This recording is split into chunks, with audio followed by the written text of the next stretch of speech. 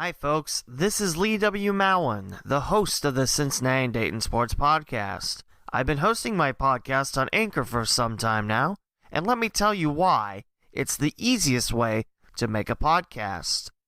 When you host with Anchor, you have creation tools that allow you to record and edit your podcast right from your computer or phone.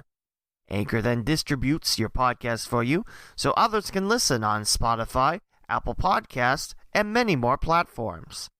You can even make some money with your podcast with no minimum listenership required.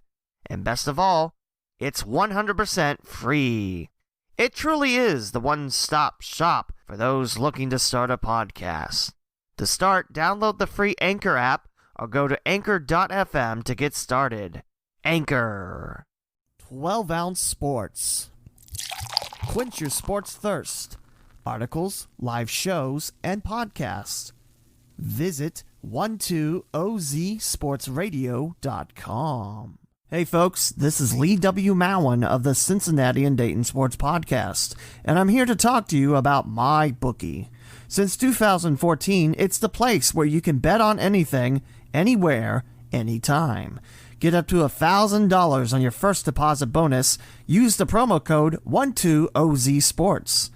As well as sports betting, you can play some casino games, take in some live odds in Madden 20 and NBA 2K20, and even bet with Bitcoin. Visit mybookie.ag and use that promo code 12OZSports. That's 12OZSports. MyBookie, the industry's most rewarding loyalty program. It's episode 164 of the Cincinnati and Dayton Sports Podcast, and our special guest is Chris Tilton, a freelance sports writer based out of southern Preble County. We're talking Preble County and local area sports, the possible upcoming last season of the Cross-County Conference, and the changes occurring in the future. If it's local sports, it's on the Cincinnati and Dayton Sports Podcast.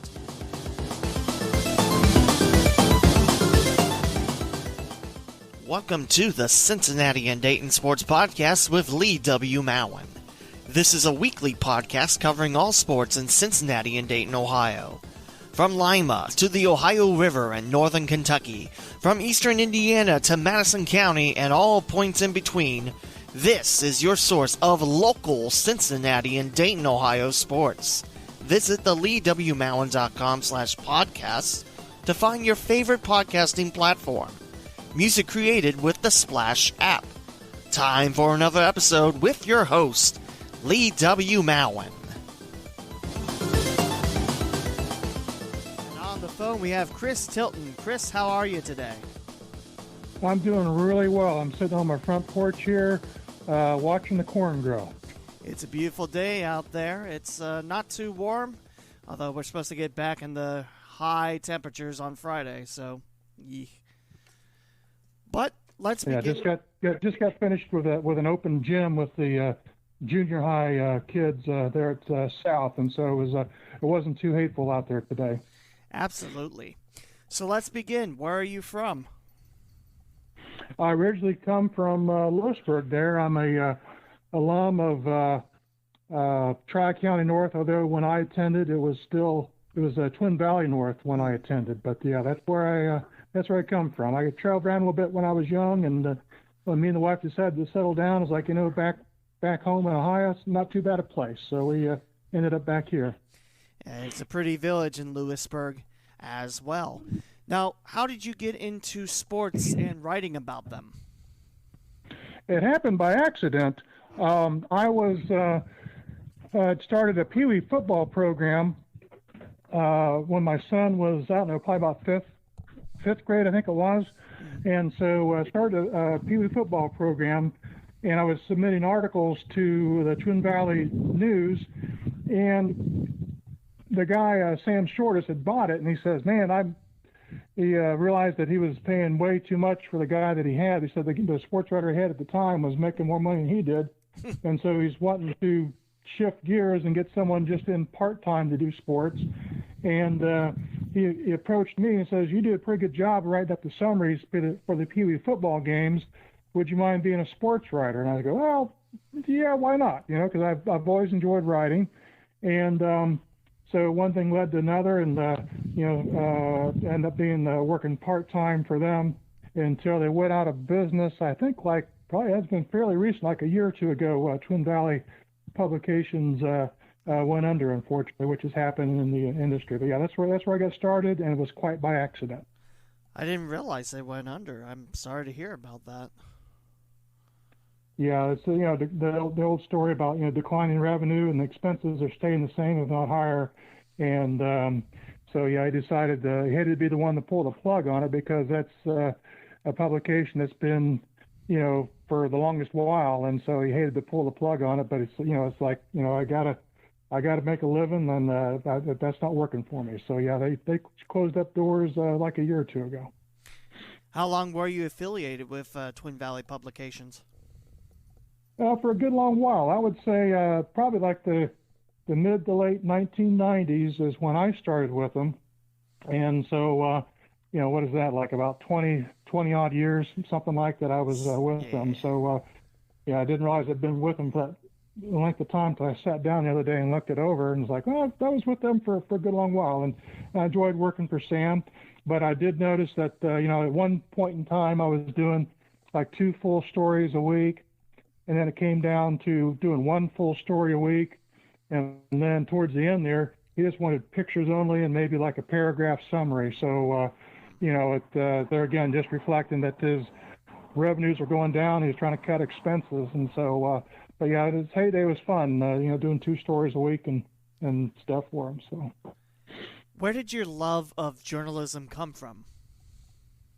Well, like I said, in high school, I was always enjoyed writing, and then part of it is it's kind of like a hobby type thing, but also like I remember when I was a kid, and I was in school. I mean, I wasn't the greatest athlete, but the local papers had put in, like the lineman of the week and who had the carries and tackles and stuff like that. So it was always a thrill to see your name in the paper. And so that's kind of part of the inspiration for me, is like, someone's got to do that, and I got the skills to do it. And so I don't mind giving back in that sense, as far as being able to write up the stories. And for a lot of these athletes, this is the one time that they'll get their names in the paper and so forth. And I remember one quote that I heard is that you're guaranteed 2 times your name is going to be in the paper, once when you're born and once when you die, and what you do in between is what is sort of like what your life's about. And so it's a chance for the local athletes to get some recognition for what they do. I mean, those guys, both the athletes and the coaches both, they work hard, and they're, again, for some of them, this might be the only chance in their lives to get some recognition in the paper for what they've accomplished. So that's kind of what drives me. It's more more like a hobby, but also like the giving back thing. You also have your own website and also Van Deet Sports. When did you start operating those? Yeah, so my real job before I retired was being a computer programmer, and so it was secondary nature to start up a sports blog. And so it's, Chris Tilton Sports is a sports blog. And so a lot of times some of the newspapers I work for, like some of the stuff makes it on paper, some doesn't. And so I started that up because I thought, there's a lot of stuff that, the newer generation that doesn't care about newspapers as much is missing. So I started up the blog so I could get pictures and stories up on there in full. And then also something I did with that was I did the web scraping. There again, being a computer programmer, I could set up a web scraper to go out and get local sports stories from other publications and put links to them in that website. And so the idea being that someone could go to the website and they could look for their school or whatever and see what kind of stories that they have. And I have to admit, I've not been as diligent, especially recently with the coronavirus stuff going on with that. But yeah, it's something that just kind of like a hobby type thing. I do have a friend of mine who helps support the website. He's got a mold and tool shop, and he helps support it and stuff. And then the vandeet.com site, And again, being a computer programmer, just kind of, play around with that website a little bit, and I got some hobby type stuff and other stuff that's there to look at. And again, my friend John Myers with the tool shop, I got a page put together for him out there to help him build his business up and everything. So just something for me to kind of play around with and keep my skills up on. I mean, if the worst comes to worst, if for some reason I might have to go back to work again, and just kind of keep my skills up so I can still do the computer programming stuff. And that's Twin Valley Mold, his business, correct? Yes, yeah. Now, So yeah, he makes like the plastic molds and stuff as a specialty, although he does other machine shop type stuff. Now, as a writer that covered local area sports, what schools and sports did you get to cover?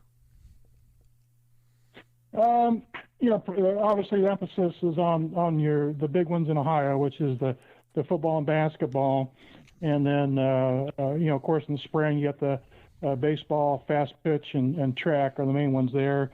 And my daughter ran cross country, so I don't mind covering some cross country every once in a while.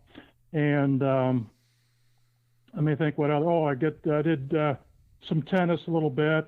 Just I'd never done it before, so I thought I'd cover tennis. That was kind of a fun thing to do. And wrestling I've done a few times, but yeah, primarily the big ones, because the sports for the local papers, they want eyes on the paper, and there's a ton more people interested in football and basketball than, say, I hate to say it, but wrestling or maybe soccer or something like that. You just don't have the fan support, and so they want the big ones covered. So you go to your market. And your main focus is the Cross County Conference and the Southwestern Buckeye League, two leagues that are going to have some major changes coming up. Oh, yeah, that's a nice little segue there. Absolutely.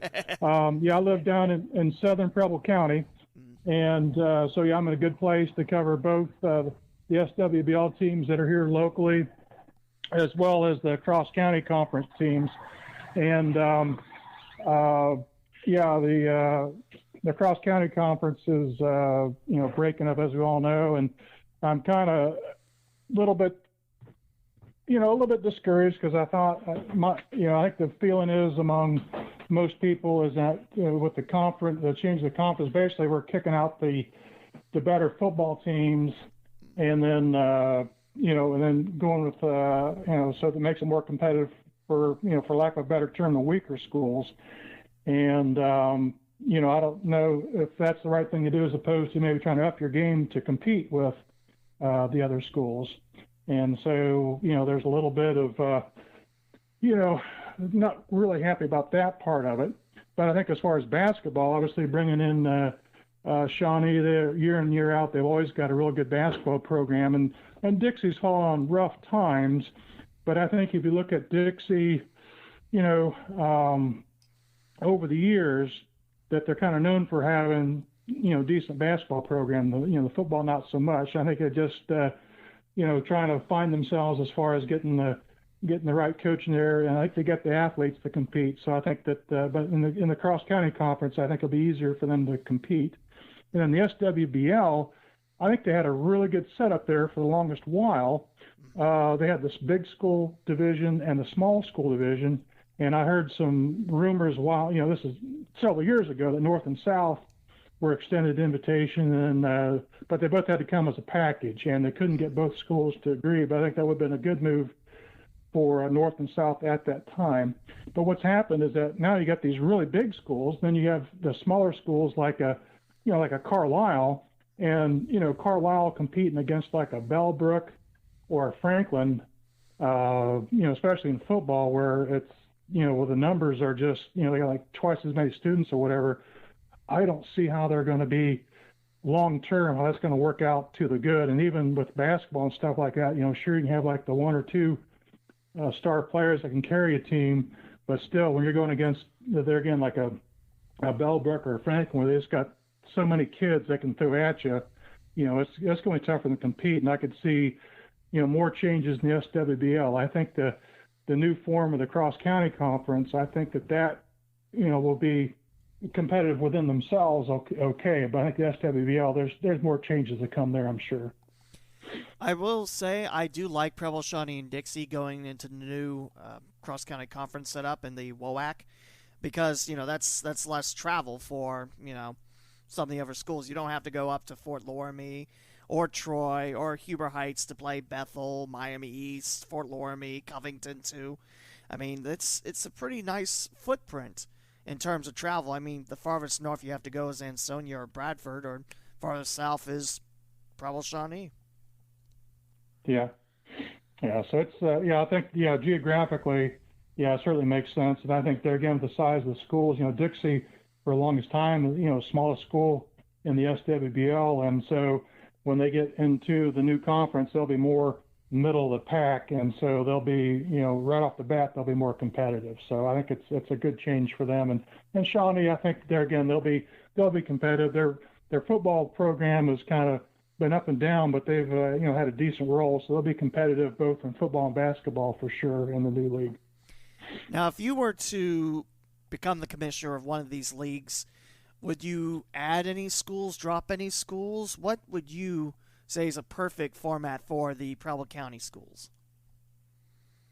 Well, I wouldn't mind seeing like a north-south division to help save on travel time to a degree. But,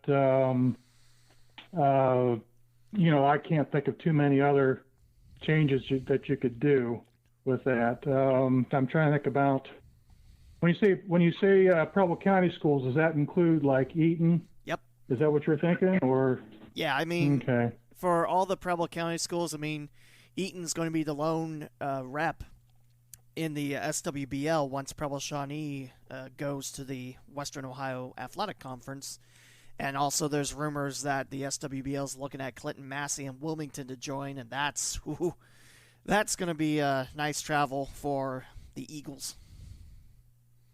Yeah, but the thing is with Eaton, it's like, where would they go? I'm not too sure where that they would end up. I mean, I could not see them. They'd be the 800-pound gorilla if they tried to join up with the cross-county conference teams in the new conference. And then, I guess even if they tried to join up with the Covington, Miami East, and all them, still there'd be the biggest school in that particular conference. And so, if I'm Eaton, I'm kind of scratching my head, going, it's like I don't know about my chances. Their basketball program has been struggling for the longest time, and their football. They had a good run there for a while, but it seemed like that's kind of dropped off. And so, I don't know where they end up in a division, in a conference that's comparable to them in size and ability. That's a good question mark, and I'm afraid I do not have an answer for that. Who are some of your favorite players that you got to cover over the years, or some of your favorite games and venues that you get to visit? Okay, a couple of players kind of spring to mind. It was a David Good, I think was his name, from Twin Valley South. He played football and basketball for them, and he was a tremendous athlete. I think he did a little bit of safety at Miami University down there in Oxford, and I think he ended up dropping out of school. But he played I want to say a couple of years there. But he was could dunk a basketball and just a tremendous athlete. And then the other one that kind of springs to mind, I'm not saying that because he's the athletic director at South, where I'm doing junior high coaching, but Ryan Ennis, he started off at South and he ended up, if I remember right, he transferred over to Dixie. But again, just a tremendous athlete, could dunk a basketball and just a top athlete. And so always tremendous to watch them. Some of the favorite games that I've watched is sometimes it's the ones. Some of the favorite games are ones maybe that you don't think would be the favorite. Like the one that springs to mind, just a back and forth game as a fan was good to watch. This is probably like 10 or 15 years ago. Both North and Bethel were playing the last game of the season at North. And both teams had winning records, but they were didn't have enough points to make it into the playoffs. And so you can't win league, you can't make the playoffs. You're playing that last game because this is your senior year, and you want to come out with a W. And those two teams battled back and forth for 4 quarters, and it was just a tremendous game to watch. Just kind of sticks up in my mind that sometimes you're playing football for the love of the game, and sometimes it's not just I'm playing for a championship, I'm playing in the playoffs. I'm playing this game because I love football. I want to win it. So that's a particular game that sticks out in my mind. Another one that I liked was when Dave Miller was at South, and he's rebuilding the program. And so I think as like a lot of coaches, maybe the first year, like a losing season. I want to say the second year was 500, and then finally the third year he got into winning territory. And of course he had the one good year where he made the run into the playoffs. But this is before the run to the playoffs. It was like a year or two ahead of that. And it was just interesting from the contrasting style of football. He's playing this triple option and playing that type of game where you're trying to hunker down on the ball and have these long clock-eating drives. And he's playing against Jefferson. And Jefferson has got the spread offense. They've got a defense that's blitzing and just throwing people at you from different directions, and they're giving all kinds of oddball sets. And just that was a fun game to watch. And if I remember, I think North won the first game I talked about, and then South won this second game that I'm talking about. And just it was a fun game to watch from the contrasting styles of like, here's this real conservative play caller with his triple option, playing against this other team that's just putting all kinds of wild plays together. And it was a close game. I remember South ended up winning that one. So those are a couple of the games that you wouldn't stick out in your mind as something memorable, but to me they were, because they're, again, you're kind of playing football for the love of the game, and just seeing the game, the technical parts of a game, and watching it from that standpoint. You mentioned South's got a new AD. How cool was it that Tony Osberger, the former AD at Twin Valley South, not only was he there from the 80s till about last year, but the court now has his name ingrained in it, so his legacy will live on at South. How cool was that? Yeah, that was pretty cool. I was real happy for Tony. I look at things from a sports writer's point of view, and obviously he was great with the athletes. The kids loved him, and he kind of set the standard for South basketball there for the longest time. But one thing, and this is something that if there's would happen to any young coaches that would happen to listen to this, something to think about is that one thing from a sports writer's perspective is that Tony, obviously had bad games where he was kind of a little bit short, maybe a little bit terse, but he would always give an interview at the end of the ball game, and he was talkative and would answer questions and stuff. But he also, one thing I noticed with Tony when he's doing the interview is he's trying to send a message sometimes to a player, sometimes to his team, as far as these are things we've been emphasizing, and this particular game we didn't do. We were like maybe defense. We did not execute our defense the way we should have, or on offense we're taking too many. But see what I'm saying is he's getting the message out there in the paper and kind of reinforcing the message that he's given in practice and at the games, and it's just kind of reinforcing some of the concepts and stuff he's trying to teach his team. He uses the interview at the end of the game to try and reinforce the message, and I've always appreciated that. And then one thing that I do as a sports writer is I try and give kudos to the kids if someone has a good night, because this might be the only time in your life that you're getting your name in the paper. And Tony's always good about giving kudos to kids that had a good night, and even if it's a second string ball player that came in off the bench and gave some good minutes, Tony would make mention of hey, this sophomore came in in the third quarter when someone got in foul trouble and really picked us up for that third quarter, kept us in the game, that kind of stuff. So he's a great coach, but also he was pretty savvy with how to handle the media. And also his son Anthony, he was a good athlete at South too, in football and basketball, I definitely know. And I think that's how I started following your site, is when Anthony was at TVS, and he'd have some great games. I remember broadcasting a couple of his as well. Just, he's a great athlete. Oh, he was, and I could tell from early age. Obviously he was, coaching son of basketball, and so really emphasizing the basketball side of him. But I'm watching him out there playing football, and I'm going, yeah, he's a good basketball player, but he's a great football player, And so, that I didn't know how that would end up panning out. It turned out to be he was, a better football player than basketball player, although he was no slouch at that basketball. But yeah, he's definitely, one of those athletes that you think about as, as far as having the good coordination. And he was, being the coach's son, any ability that he didn't have, he had the smarts to make up for it. And so on the basketball court, he had the smarts, but on football, he had good instincts and hard hitter, and played with a lot of heart. And he went to Walsh, didn't he? Anthony did. That's awful. I can't recall, but you might be right. I think he did end up playing there, maybe for like a year or two, and I think he came back here to Preble County and ended up getting married maybe like a year or two ago. So okay, yeah, I just thought that it's like, oh, he's probably out of college by now. It's like, whoa, where'd his time gone? But Chris, what are some of your favorite things about sports locally around Southwest Ohio?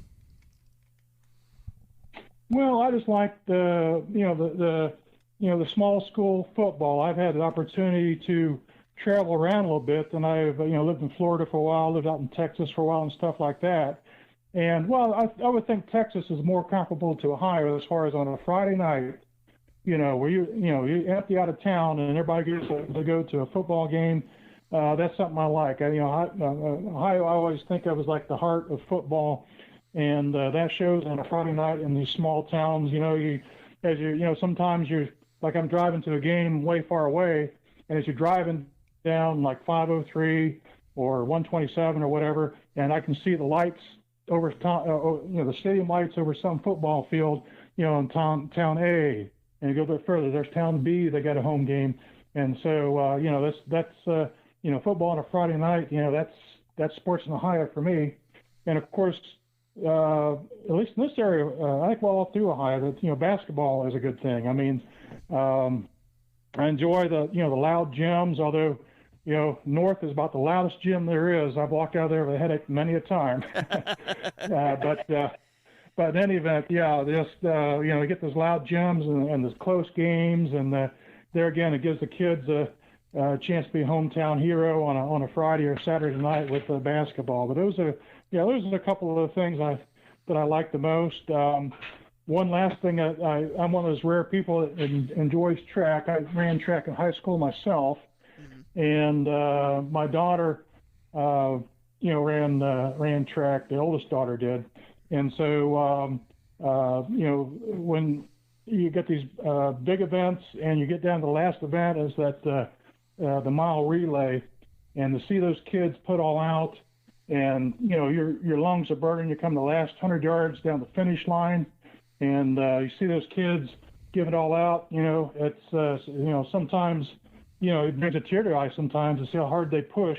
Trying to get to that finish line, ahead of everybody else, and to see the lungs are burning. Your legs feel like lead weights, and you're pushing. You're just going on your mental strength, because your legs are about shot. So I like to see that in the springtime. We mentioned earlier about the coronavirus. How has that affected you? Well, for me, personal wise, like I said, I'm retired, so the social distancing part was easy to do, and I've been working part time now for the Daily Advocate, and obviously that just kind of pulled the rug under our collective feet for that, and so there's been like zero sports to cover, and kind of a little segue off of that, the newspapers are kind of cutting back, and they're cutting back the rates that they're giving to freelancers, and so I got to think really long and hard. I mean, I enjoy doing it, and I'm not really in it for the money, but yet, you're going out there, and you have gas and time going there. I have the time at the game, and then I've got to take pictures and put together a story and interview the coaches, and then drive back home. And by the time you put it all together, you're not really making a whole lot on the hour. And so when they say we can't afford to pay this much, we're going to have to cut your rates, and you got to stop and think, well, I enjoy doing this, but I want to make at least a little bit out of it. So we'll have to wait and see, when football season, if it starts back up, if I'm going to be covering for sure or not, or maybe just doing something on my own. So, but yeah, like I said, I pulled the rug out from our collective feet there in the spring, or in the when they stopped the basketball, and then no spring sports whatsoever, and we don't know what fall's going to be like. So it's I'm like everybody else, kind of waiting to see what's going to happen. I've heard all kinds of stuff floated about, and I heard some stuff that didn't make any sense to me, like someone's floating this idea that no huddles in football, and I'm thinking, well, yeah, maybe you're not going to huddle, but geez, you're going to be, the linemen are going to be going face to face every play, so how do you counter for that? And it's just like, here's some silly stuff out there. I'm hopeful that they get something going to where we can have sports this fall. I mean, I can see the administrators and the guys that run the Ohio Athletic Association, as far as they want to be conservative, because who wants to be the guy that gives the green light for sports, and then you have, even just one athlete that gets the coronavirus and dies? Well, how's that going? If you're the one kid, the parent's the one kid that dies, that's going to be tough. So I really don't know what to think as far as what happens this fall. I mean, everybody's hopeful there's some sort of a vaccine or something, but there's no guarantee we'll have something like that. And will they have enough vaccine to roll out, say, in late August, when football really gets going? So, but it's anybody's guess as to what's going to happen this fall. I'm hopefully get something going, but who knows? I hope high school football returns in a safe manner, but I'm hoping we have sports to talk about in the fall, because this quarantine, it's been tough, especially with no live sports. I mean, they are starting to slowly trickle back in, but yeah, it's still tough. And considering that spring sports didn't happen and winter sports couldn't play for championships, I want to see sports back, but I don't want to see it in such a way where, people are catching the coronavirus and possibly dying from it. Exactly, and that's where I wonder if they might not end up going on the side of caution, and not doing anything. But yeah, there again, we'll have to wait and see what happens there. Now you mentioned the Daily Advocate. That's the paper in Greenville. What do you cover for that? Right. I do sports only, so that's been all my entire career. Mainly, I've almost always done sports. I think I've done a few general interest articles for Twin Valley Publications, but it has always been sports, like 98% sports, I would say. And so what I do with them is they send out a thing, like every Sunday they'll send out a list. These are the things we'd like to have covered, and so I can kind of pick and choose and see which ones are. I live down in southern Preble County, but a lot of times, since they're all in the same league, the teams have got away games at North or South or Trail, maybe Eaton sometimes. I'll cover those, and I have gone and traveled over like West Carrollton and stuff like that, especially when I was working. I worked over in the Beaver Creek area, so that was great for the Greenville team, because at that time, they're playing against a lot of the schools right in that Beaver Creek area, so I could go after work, go cover a game or something like that. That wasn't a bad setup. So, let me ask you this. What would you like to see in the future for sports and or media in Southwest Ohio? Like, what would you like to see added to the sports world down here, or the media world, like more radio stations to cover games, or what would you like to see? Well, I'd like to see how things evolve, because obviously what you're doing with this podcast right here, that's like an evolution. That's a change, because 20 years ago, I don't think hardly anybody heard of a podcast and stuff, and so I'm thinking that's the direction that things need to go, because they're again the print media, that's like a dying thing. The newer people coming up have zero interest in newspapers, so and I think there's still an interest in people. They're again like coaches' comments after games, And so what I'm thinking is that the next evolution is to, the podcast like what you're doing, but I'm thinking there's going to be more of a multimedia approach, because I thought about doing this, but again, I'm retired. I'm not going to put a whole lot of time into it. My thought is that if you have some way of being able to film a game easily and then film the coach at the end, and now I can clip out some of the highlights, like, this is the winning touchdown from the tailback, and this is the interception by the cornerback that stopped the drive,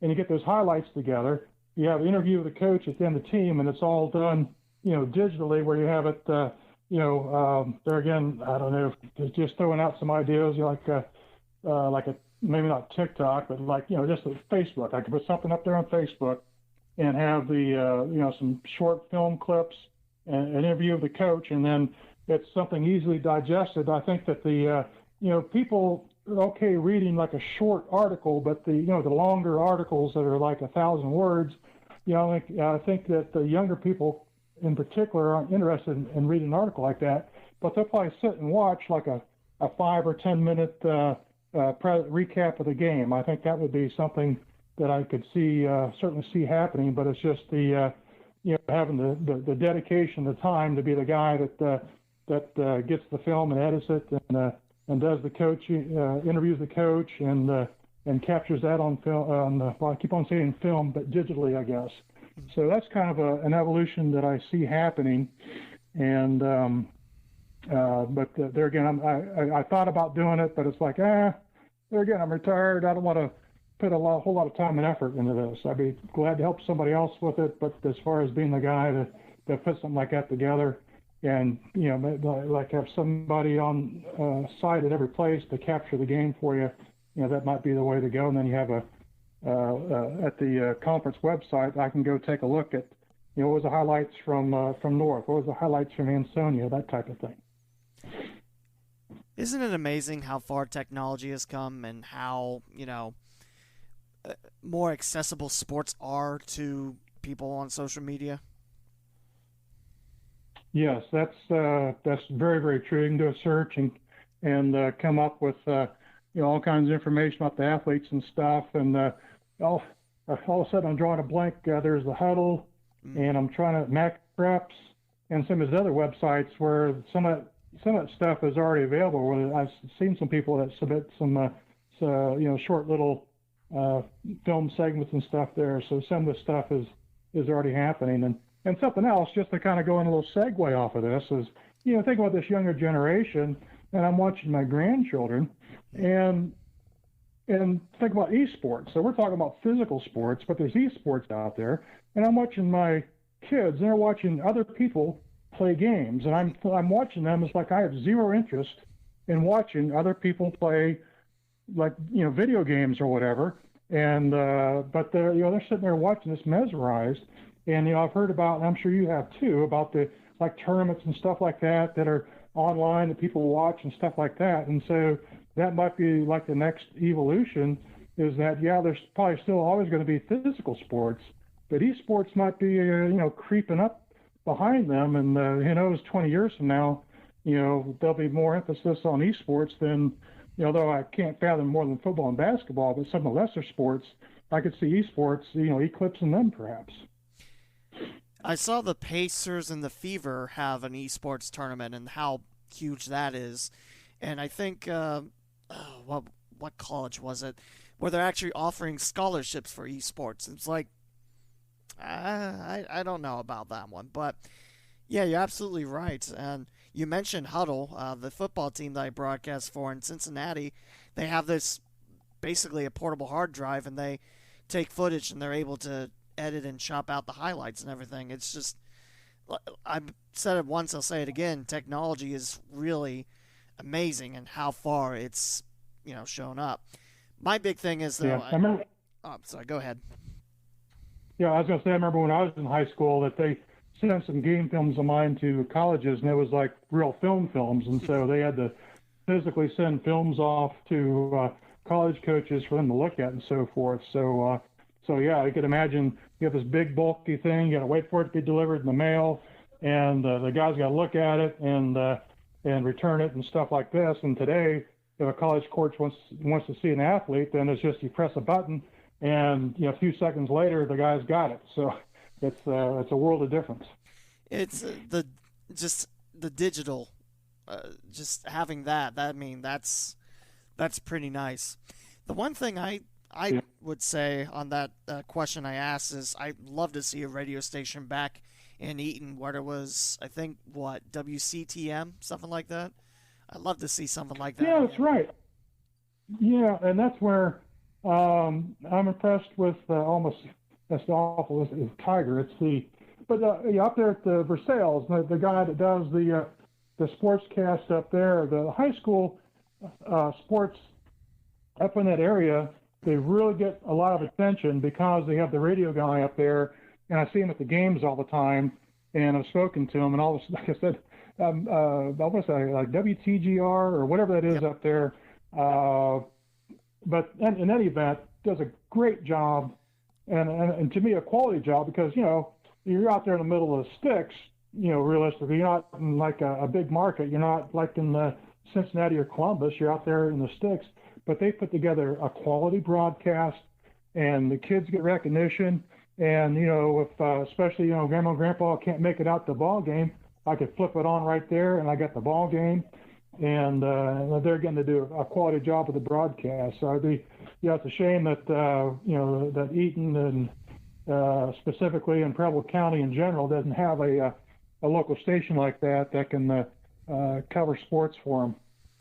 It is a shame too. I remember reading articles about that radio station, and I never got a chance to listen to it, but I think that'd be great for Preble County. And yeah, Scott Ward does an amazing job with WTGR up north. Mm-hmm. Now, for those people interested in becoming journalists, what advice can you give them? Well, I would say you gotta get your foot in the door, and like me, I started off with a paper pad, and then I had a little handheld digital camera that was totally unsuited for sports. But then I accumulated stuff and got better and better. And I was fortunate that I had a mentor of sorts in Eddie Moen, who works for the Register Herald. And so, he saw me started out, and, he could have given me a cold shoulder. I'm working for a competitor and just totally ignore me. But no, he gave me advice on, focus on these shots. You always want to get the face in the picture. You can get the face and the ball in the picture. That's a bonus. And let me think of some other stuff. And some of the I observed his interviewing technique, and so I knew I could learn from watching him the right questions to ask and so forth. And I guess for a young person who wants to get into journalism in general or sports in particular, then being able to find someone who's a veteran who's done it and kind of hey, can I give you a hand if you're covering a ball game? Can I you take the notes and I'll snap the pictures for you, or vice versa. I can keep stats, or see what I'm saying, kind of get your foot in the door and watch and see how an experienced person does it, and kind of capture things from there. That would be the biggest piece of advice I could think of, because I was a total novice at it. I still think of myself as a novice with a camera. I joke to people I'm a monkey when it comes to operating the camera, but I just kind of play around with it. Like, these are the settings for a volleyball match indoors, so I write that down, and I've always got it in my notepad. And then, like, these are the settings outdoor at a lit football stadium, and I'll write that down. And then, so see what I'm saying? It's kind of trial by error, and I'm sure someone that would really put the time and energy into learning all the apertures and shutter speeds and stuff like that they could do a better job than I. But like I said, I just kind of a trial and error and figured out as I go as far as the camera thing. You mentioned Eddie Moen. He's my cousin, actually. Okay, I wondered if there was a correlation there. So yeah, he's a really nice guy, and I know his daughters are doing well at sports, and so yeah, he's been a nice mentor for me. His daughter, Becca, she's playing softball at, well, 2 years old. She's 2 years old. And, she's, she's been a nice mentor for me. His daughter, Becca, she's playing softball at, 2 years old. She's 2 years old. And, she's been a nice mentor for me. was playing softball at Thomas More until the coronavirus. So it's always cool to see, and there's not a lot of people with that last name. So yeah, definitely Eddie is a good guy, and I'm happy I'm related to him. So Chris, how can people follow your work and you on social media? Well, there's not too many Chris Tiltons around, so if you do just a search on Chris Tilton Sports, you'll get the blog, and probably on Facebook. I do have there's a Van Diet Sports page. I've kind of played around with and not kept up as much as the blog, but there is that, and there are pictures and stories and stuff there. So you can find me there on Facebook. And those are probably the two biggest places to find me.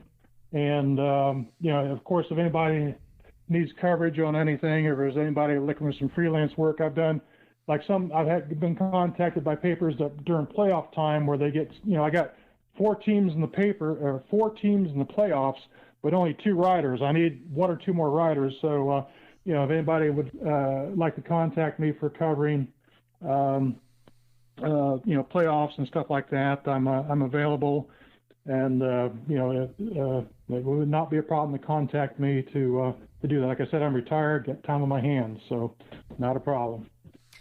Chris, thank you so much for your time today. I enjoyed this interview, and it was really fun getting to know about your journey as a sports journalist.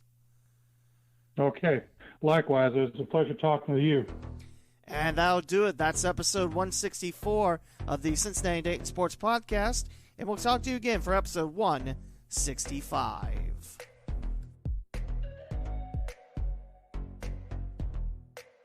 Thank you for listening to another episode of the Cincinnati and Dayton Sports Podcast with Lee W. Mowen. To subscribe to the podcast, please visit theleewmowen.com/podcast. From there, you can choose your favorite platform, such as Apple Podcast, Google Podcast, TuneIn, Spotify, the iHeartRadio app, and many more. Interact with the podcast and host on Twitter at the Lee W. Mowen and at CindayPod. Like the Facebook page, the Cincinnati and Dayton Sports Podcast, and download the free Flick Chat app, then search for the local Sunday sports group to submit your future Mowen's mailbag questions. The closing theme is Lights Go Down by Dan Hennig, provided by the YouTube Music Library Collection. This is Lee W. Mowen, and I hope you enjoyed this week's podcast. Please join me again next week on the Cincinnati and Dayton Sports Podcast.